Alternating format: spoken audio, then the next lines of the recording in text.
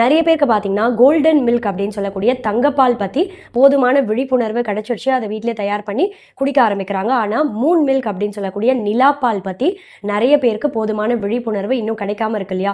கடைகளில் நாட்டு மருந்து கடை இல்லை ஆயுர்வேதா சித்தா மெடிக்கல் ஷாப்பில் முன்னாடியே 2 முக்கியமான மூலிகை சொல்கிறேன், இதை வாங்கி வீட்டில் வைத்துக்கோங்க. அஸ்வகந்தா சூரணம் அப்படின்னு சொல்லக்கூடிய அஸ்வகந்தா பொடி ஃபார்மில் பவுடர் ஃபார்மில் வாங்கி வீட்டில் வைத்துக்கோங்க.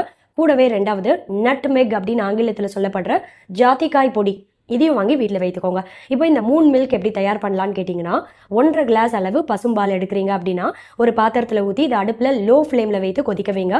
இந்த 1.5 கிளாஸ் அளவு பசும்பால் லோ ஃப்ளேமில் கொதிக்கும் போதே கூடவே 1/2 டீஸ்பூன் அளவு அஸ்வகந்தா பொடி, 1/4 டீஸ்பூன் அளவு ஜாதிக்காய் பொடி, இது கூடவே 1/4 டீஸ்பூன் அளவு மஞ்சள் தூள், எந்த வகை மஞ்சளாக இருந்தாலும் சரி அதை பயன்படுத்திக்கோங்க. இது கூடவே 2 சிட்டிகை மிளகுத்தூள், அதே 2 சிட்டிகை லவங்கப்பட்டை பொடி, சின்னமன் அப்படின்னு கேட்டிங்கன்னா கடைகளில் கிடைக்கும். சின்னமன் பவுடர் ஃபார்மில் வாங்கி வீட்டில் வைத்துக்கோங்க. இந்த பொடியும் 2 பிஞ்சு சேர்த்துக்கோங்க. இது கூடவே 2 சிட்டிகை ஏலக்காய் பொடி, இது எல்லாத்தையும் சேர்த்து இந்த பால் நல்லா கொதிக்க வைக்கணும்.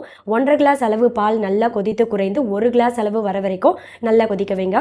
1 கிளாஸ் அளவு வந்ததும் அடுப்பு ஆஃப் பண்ணி வடிகட்டி இதை ஒரு டம்ளரில் எடுத்துக்கணும்.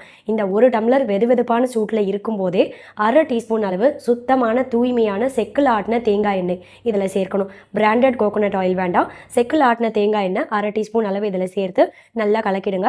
இனிப்பு சுவை வேணும் அப்படின்னு நினைக்கிறவங்க